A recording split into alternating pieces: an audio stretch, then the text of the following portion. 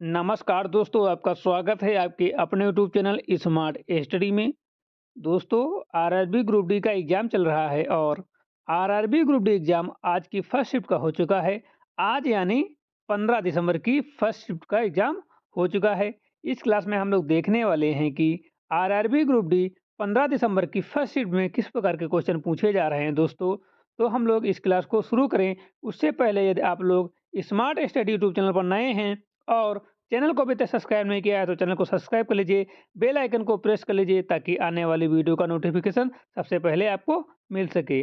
जो लोग अभी तक स्मार्ट स्टडी के ऑफिशियल टेलीग्राम चैनल को ज्वाइन नहीं किए हैं तो टेलीग्राम चैनल को जरूर ज्वाइन करें। टेलीग्राम चैनल की लिंक जो है वो डिस्क्रिप्शन बॉक्स में मिल जाएगी।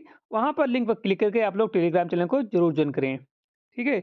जिन बच्चों का आज एग्जाम था यानी कि 15 दिसंबर की फर्स्ट शिफ्ट में एग्जाम था और वो लोग यदि इस क्लास को देख रहे हैं तो वो लोग कमेंट जरूर करें कि क्वेश्चन ये सारे रियल हैं। और जिन बच्चों का आगे की शिफ्टों में एग्जाम है उन बच्चों को इस क्लास को पूरी देखना चाहिए, क्योंकि इस क्लास से जो है आगे की शिफ्टों में 5 से 10 नंबर मिल सकते हैं, क्योंकि हर शिफ्ट से 2-3 क्वेश्चन या 4 क्वेश्चन जरूर से जरूर रिपीट होते हैं और किसी किसी शिफ्टों में 5 क्वेश्चन रिपीट हो रहे हैं। ठीक है। तो इस क्लास को जिन बच्चों का आगे एग्जाम हो जरूर देखें और पूरी देखें। ठीक है। इस क्लास में जो है सारे क्वेश्चन जो हैं वो 100% रियल एक्यूरेट करेक्ट हैं और इस क्लास में हम लोग जो है 100% ऑथेंटिक क्वेश्चन कराने वाले हैं। ठीक है। ये क्वेश्चन सारे रियल होंगे और इसका सॉल्यूशन भी फैक्ट के साथ कराया जाएगा। तो आप लोग इस क्लास को जरूर देखें। हम बिना टाइम वेस्ट के क्लास को स्टार्ट करते हैं और देख लेते हैं कि पहला क्वेश्चन किस प्रकार का पूछा गया था। पहला क्वेश्चन जो था ये रिपीटेड क्वेश्चन था और ये कई बार कई शिफ्टों में रिपीट हो चुका है। तो इस क्वेश्चन को आप लोग जरूर ध्यान दें, आगे की शिफ्टों में भी रिपीट हो सकता है। क्वेश्चन है कि 2025 के मेजर ध्यानचंद खेल रत्न पुरस्कार के लिए शूटिंग के क्षेत्र में किसे सम्मानित किया गया।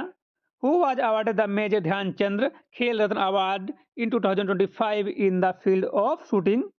तो ये जो दिया गया था, ये दिया गया था मनु भास्कर को। Option number A is correct है, मनु भास्कर को, क्योंकि 2025 के मेजर ध्यानचंद खेल रत्न में जो है ये मनु भास्कर को दिया गया था शूटिंग के क्षेत्र में। ठीक है।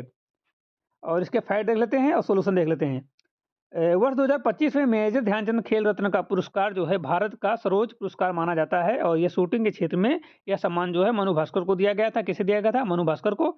उन्हें अंतर्राष्ट्रीय स्तर पर लगातार उत्कृष्ट प्रदर्शन पर भारत का नाम रोशन करने के लिए दिया गया। ठीक है। उन्होंने अंतर्राष्ट्रीय स्तर पर भारत का नाम रोशन किया है।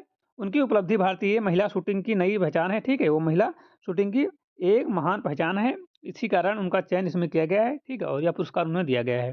क्वेश्चन नंबर 2 भी जो है ये रिपीटेड प्रश्न है और कई बार पूछा जा चुका है कि मार्च 2025 में प्रतिष्ठित पित्जकर आर्किटेक्चर पुरस्कार किसे प्रदान किया गया या प्रदान करने की घोषणा की गई। तो ये जो है लियू जियाकुन को घोषणा की गई, लिया जियाकुन को घोषणा की गई। Option number A is correct है। ठीक है।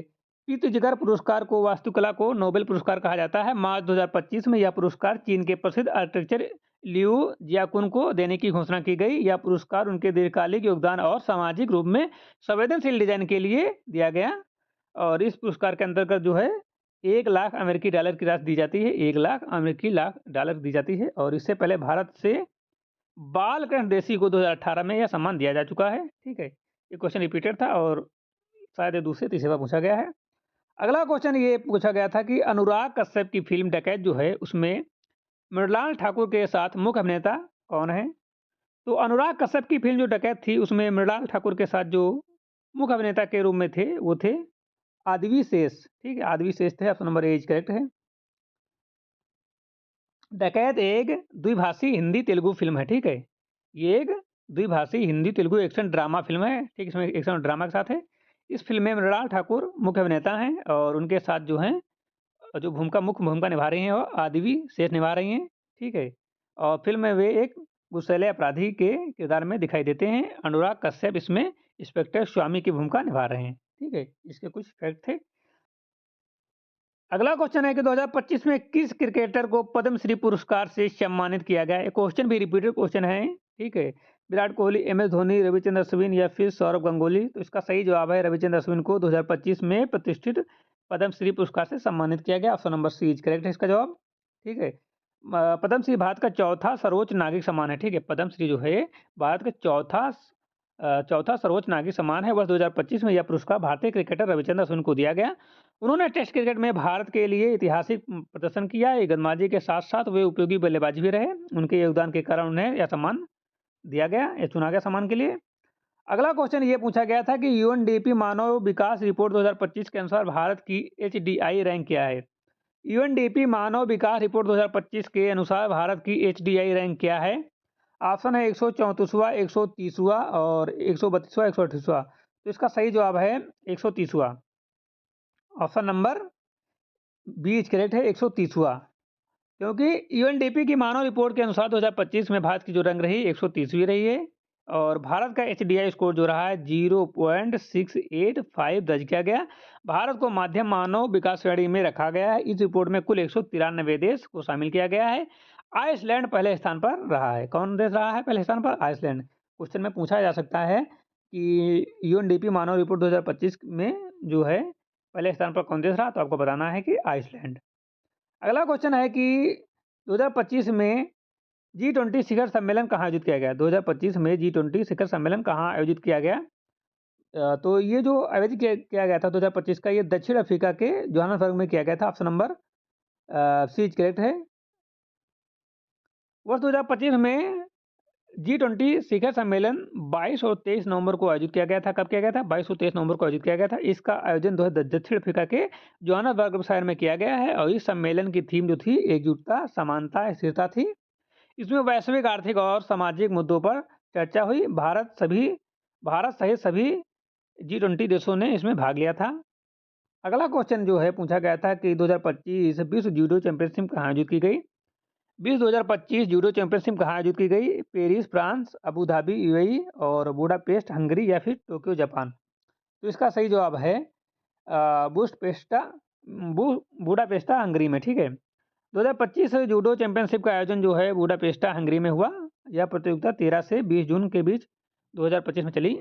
यह पुरुषों का 38वां और महिलाओं का 29वां संस्करण था। इस प्रतियोगिता में कई ऐतिहासिक प्रदर्शन देखने को मिले। जॉर्जिया ने मिश्रित टीम स्पर्धा में स्वर्ण पदक जीता। अगला क्वेश्चन पूछा गया था कि नाटो शिखर सम्मेलन 2025 कहाँ आयोजित किया गया? नाटो शिखर सम्मेलन 2025 कहाँ आयोजित किया गया? Where was the 2025 NATO summit is held? तो इसका सही जवाब जो है वो नीदरलैंड में, Hague Netherlands. Option number D is correct है, हेग नीदरलैंड। 2025 का नाटो शिखर सम्मेलन जो है 24 से 26 जून के बीच आयोजित किया गया। कब आयोजित किया गया? 24 से 26 जून के बीच। और इसका आयोजन नीदरलैंड के हेग शहर में हुआ। कहाँ हुआ? नीदरलैंड के हेग शहर में हुआ।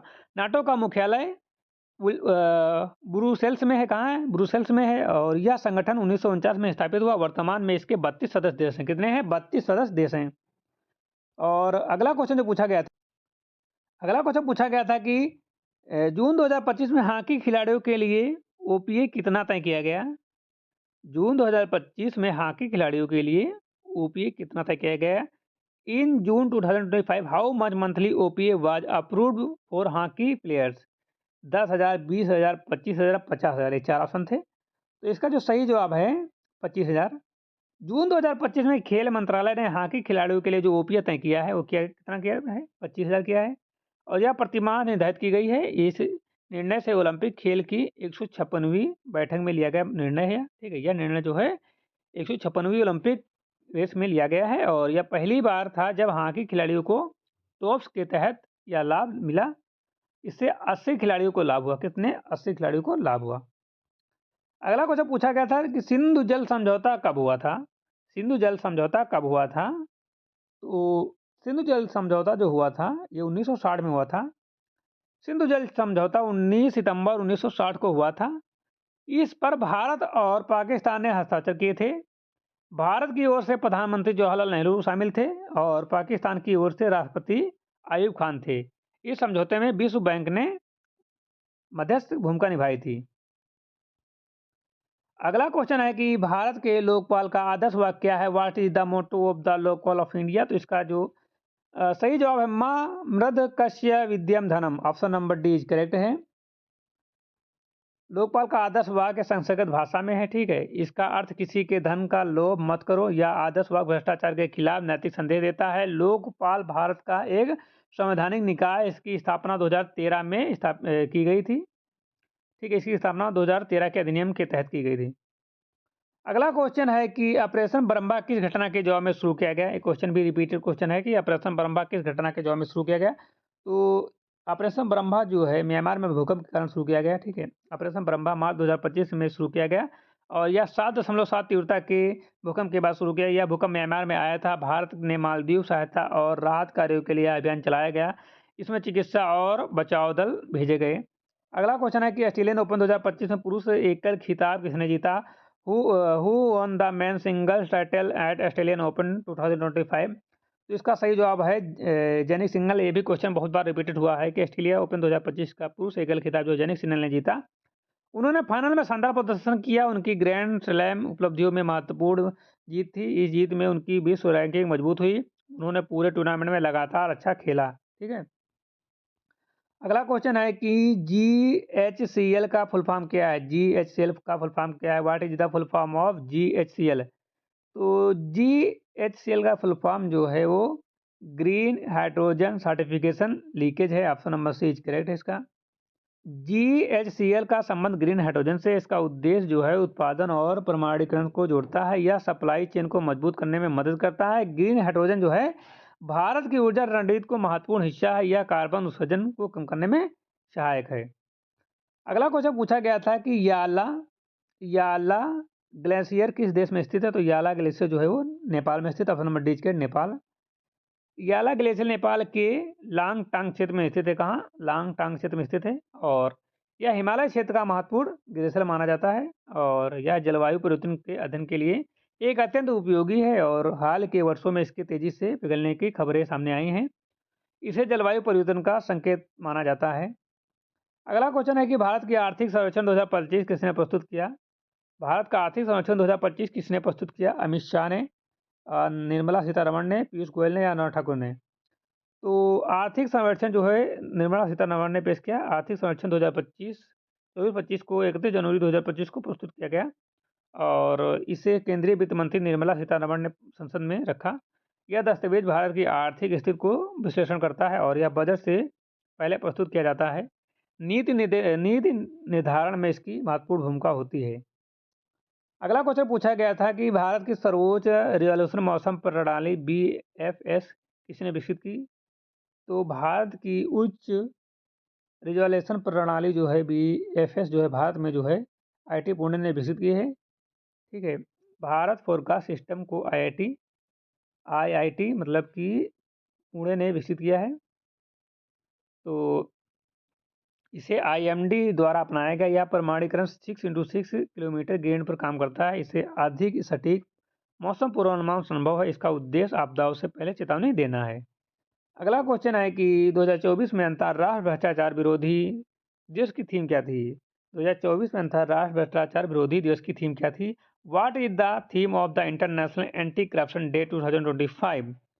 तो इसका जो सही जवाब है वो है unity with young against corruption. Option number जो सही है उसी सही है, ठीक है। अंतर्राष्ट्रीय भ्रष्टाचार विरोधी दिवस हर साल 9 दिसंबर को मनाया जाता है। वह 2024 में थीम युवाओं पर केंद्रित थी। इसका उद्देश्य युवाओं को भ्रष्टाचार के खिलाफ जागरूक करना था। भविष्य की ईमानदारी को मजबूत करने पर जोर देती है। संयुक्त राष्ट्र द्वारा यह थीम घोषित की जाती है। अगला क्वेश्चन पूछा गया था कि वेड UPI हैंडल किस संस्था ने पेश किया। तो वेड UPI हैंडल संस्था जो है वो सेबी ने पेश किया। ऑप्शन नंबर डी है SEBI, security exchange board of India ने पेश किया है। वेड UPI हैंडल को सेबी ने पेश किया है। इसका उद्देश्य निवेशकों को धोखाधड़ी से बचाना। इसके माध्यम से केवल सेबी पंजीकृत संस्थाओं को ही भुगतान किया जा सकता है। यह डिजिटल भुगतान को सुरक्षित बनाता है। इसे फर्जी निवेशों से सुरक्षा मिलेगी। अगला क्वेश्चन जो है पूछा गया था कि रोस्टिंग प्रक्रिया मुख्य रूप से किस ऐश के लिए की जाती है। रोस्टिंग प्रक्रिया मुख्य रूप से किस ऐश के लिए की जाती है। तो रोस्टिंग प्रक्रिया जो है मुख्य रूप से जो की जाती है वो की जाती है सल्फर ऐश के लिए। ऑप्शन नंबर सी करेक्ट है, सल्फाइड के लिए, ठीक है। तो सल्फाइड ऐश के लिए की जाती है रोस्टिंग प्रक्रिया में अयस्क को वायु की उपस्थिति में गर्म किया जाता है और यह प्रक्रिया मुख्यतः सल्फाइड अयस्कों के लिए होती है और इससे सल्फर डाइऑक्साइड निकलते हैं। धातु को जो है आगे शुद्ध करना आसान होता है और यह धातुकर्म की महत्वपूर्ण प्रक्रिया है। अगला क्वेश्चन जो पूछा गया था कि स्टेथोस्कोप में रोगी के हृदय की धड़कन को ध्वनि डॉक्टर के कानों तक कैसे पहुंचती है। तो ये जो पहुंचती है ये ध्वनि के बहु परिवर्तन द्वारा पहुंचती है। ध्वनि के बहु परिवर्तन के द्वारा स्टेथोस्कोप में ध्वनि तरंगें ट्यूब के अंदर कई बार परिवर्तित होती हैं। यह बहु परिवर्तन ध्वनि को कमजोर होने से बचाता है। इससे हृदय की धड़कन आवाज़ स्पष्ट होकर डॉक्टर के कानों तक पहुंचती है और स्टेथोस्कोप की संरचना इसी सिद्धांत पर आधारित होती है। ठीक है, इसलिए जो है सही उत्तर जो है क्या है, बहु परिवर्तन है। अगला क्वेश्चन जो पूछा गया था कि वयस्कों में वृद्धि हार्मोन जीएच की अधिक मात्रा से कौन सी बीमारी होती है। वयस्कों में वृद्धि हार्मोन जीएच की अधिक मात्रा से कौन सी बीमारी होती है। तो इससे जो बीमारी होती है एकरो में गिली होती है। ऑप्शन नंबर जो सही है डी सही है। वयस्क अवस्था में हड्डियों की लंबाई बढ़ना बंद हो जाती है। यदि इस अवस्था में वृद्धि हार्मोन का स्राव अधिक हो जाए तो एकरो में गेली रोग होता है। इसमें हाथ और पैर जो हैं चेहरे की हड्डियां मोटी हो जाती हैं और रोग पिट्यूटरी ग्रंथि की गड़बड़ी से होता है। इसलिए इसका जो सही जवाब है एकोग्रेमेली है। अगला क्वेश्चन पूछा गया था कि जब किसी चालक में विद्युत धारा प्रवाहित होती है तो उसके चारों ओर क्या उत्पन्न होता है।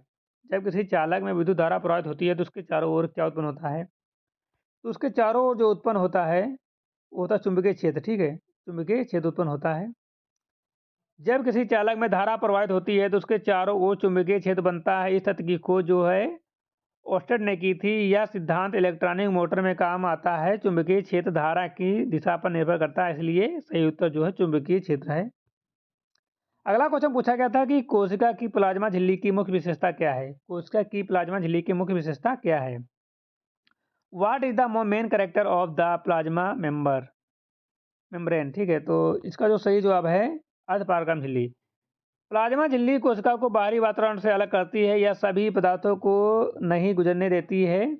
केवल अयस्क पदार्थ के इसके आर पार जा सकते हैं, इसलिए इसे चयनात्मक परागम कहा जाता है। यही कोशिका की सुरक्षा और संतुलन को बनाए रखती है।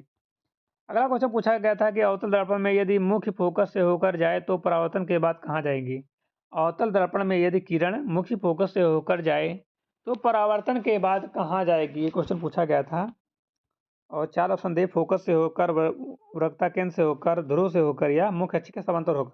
ये 4 ऑप्शन थे, तो इसका सही जवाब है मुख्य अक्ष के समांतर होकर। अवतल दर्पण में फोकस से होकर जाने वाली किरण परावर्तन के बाद मुख्य अक्ष के समांतर हो जाती हैं। यह दर्पण का एक प्रमुख नियम है। इस नियम का उपयोग जो है किरण आरेख बनाने में किया जाता है। इससे प्रतिबंध जो स्थिर समझना आसान होता है, इसलिए सही उत्तर जो है अक्ष के समांतर होगा। अगला क्वेश्चन जो पूछा गया था कि असंतुलन बल का प्रमुख प्रभाव क्या है। What is the main effect of an unbalance force. तो असंतुलन बल का मुख्य जो प्रभाव होता है वो दिशा की गति में परिवर्तन होता है। Option number B is correct है, दिशा की गति में परिवर्तन।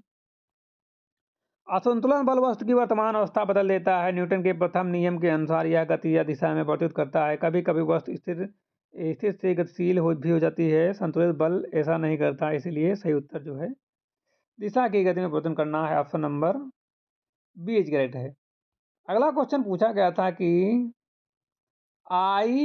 IRIS चिप में मुख्य रूप से कौन सा प्रोसेसर आर्किटेक्चर प्रयोग हुआ है। Which processor architecture in use the IRIS chip. Option है ARM, RISC और x86 पावर PC। तो इन 4 ऑप्शन में जो सही है वो सही है RISC-V, यानी कि राइस 5 जो है IRIS चिप जो है वो IIT मद्रास और इसरो ने मिलकर विकसित किया। इसमें राइस 5 आर्किटेक्चर का उपयोग किया गया है और यह उपयोग ओपन सोर्स इंस्ट्रक्शन सेट है और इसमें आत्मनिर्भर कंडक्टर तकनीक को बढ़ावा मिलता है। ठीक है, अगला क्वेश्चन जो है कि भारत पोर्टल का उद्घाटन किसने किया? प्रधानमंत्री मोदी जी ने, अमित शाह ने, एस शंकर ने या अजीत डोभाल ने? तो इसका जो सही जवाब है वो अमित शाह ने किया है। ऑप्शन नंबर बी, स्टेट गृह मंत्री अमित शाह ने किया है। भारत पोलो पोर्ट 7 जनवरी 2025 को लॉन्च किया गया। इसका उद्घाटन केंद्रीय गृह मंत्री अमित शाह ने किया है। यह पोर्टल सीबीआई के अंतर्गत विकसित हुआ है। इसका उद्देश्य जो है अंतर्राष्ट्रीय पुलिस सहयोग को मजबूत करना है, इसलिए सही उत्तर जो है अमित शाह होगा। अगला क्वेश्चन जो है पूछा गया था कि पादप जनन में निषेचन किस प्रकार से होता है? In plant reproduction, fertilization, in which of type? By आंतरिक, कृत्रिम, अप्रत्यक्ष? तो इसका सही जवाब है आंतरिक में। ठीक है, ऑप्शन नंबर बी आंतरिक। पौधों में निषेचन पुष्प के भीतर होता है। परागण और अंडाणु का संलयन अंदर होता है, इसलिए इसे आंतरिक निषेचन कहते हैं। यह बीज प्रजनन बनने की प्रक्रिया का हिस्सा है, इसलिए सही उत्तर जो है निषेचन होगा। ठीक है, तो क्वेश्चन पूछा जाए कि पादप जनन में निषेचन किस प्रकार से होता है, तो आपको हमेशा जवाब देना है कि आंतरिक के कारण होता है। अगला क्वेश्चन है कि 2025 में किस राज्य ने बाल संरक्षण नीति अनिवार्य किया? 2025 में किस राज्य ने बाल संरक्षण नीति को अनिवार्य किया? Which state mandated child protection policy in 2025? Uttar Pradesh, Maharashtra, Tamil Nadu, Karnataka? तो इसका सही जवाब कर्नाटक ने। वर्ष 2025 में कर्नाटक सरकार ने यह नीति लागू की कि सभी आवासीय विद्यालय और छात्रावासों में इसे अनिवार्य किया गया है। इसमें एंटी बुलिंग और शिकायत निवारण शामिल है। इसका उद्देश्य बच्चों की सुरक्षा सुनिश्चित करना है, इसलिए जो है 2025 में कर्नाटक सरकार ने जो है बाल संरक्षण नीति को लागू किया है। अगला क्वेश्चन जो है पूछा गया था कि AARDO के 2025-27 के रूप में अध्यक्ष किसे चुना गया? AARDO ने के 2025-27 अध्यक्ष के रूप में किसे चुना गया? What was elected president of AARDO for 2025-27? Bharat, Indonesia, Ghana, Malaysia? तो इसका सही जवाब है भारत को। AARDO की जनरल कॉन्फ्रेंस में यह चुनाव हुआ। भारत को सर्वसम्मति से अध्यक्ष चुना गया। यह संगठन ग्रामीण विकास से जुड़ा है। इससे भारत की वैश्विक भूमिका मजबूत हुई है। ठीक है, अगला क्वेश्चन पूछा गया था कि दलहन आत्मनिर्भरता मिशन का बजट कितना है? 8,000 करोड़, 10,000 करोड़, 11,000 करोड़, 15,000 करोड़? इसका सही जवाब है 11,400 करोड़। यह मिशन 2025 से 26 से 2030 से 31 तक लागू है। इसका उद्देश्य दालों में आत्मनिर्भरता है। भारत सरकार ने इसके लिए 11,400 करोड़ रुपए स्वीकृत किए हैं। इससे आयात निर्भरता घटेगी। ठीक है, आयात निर्भरता घटेगी। तो इसका सही जवाब 11,400 करोड़ है। उपकला ऊतक का मुख्य कार्य क्या है? तो उपकला ऊतक का मुख्य कार्य जो है वो है सुरक्षा को ढकना। उपकला ऊतक शरीर की बाहरी और भीतरी सतह को ढकता है या अंगों की रक्षा करता है। त्वचा उपकला ऊतक का उदाहरण है। यह जो है संक्रमण से बचाव करता है। ठीक है, अगला क्वेश्चन पूछा गया था, दो मित्रों के बीच गुरुत्वाकर्षण बल क्यों महसूस नहीं होता है? दो मित्रों के बीच गुरुत्वाकर्षण बल क्यों महसूस नहीं होता है?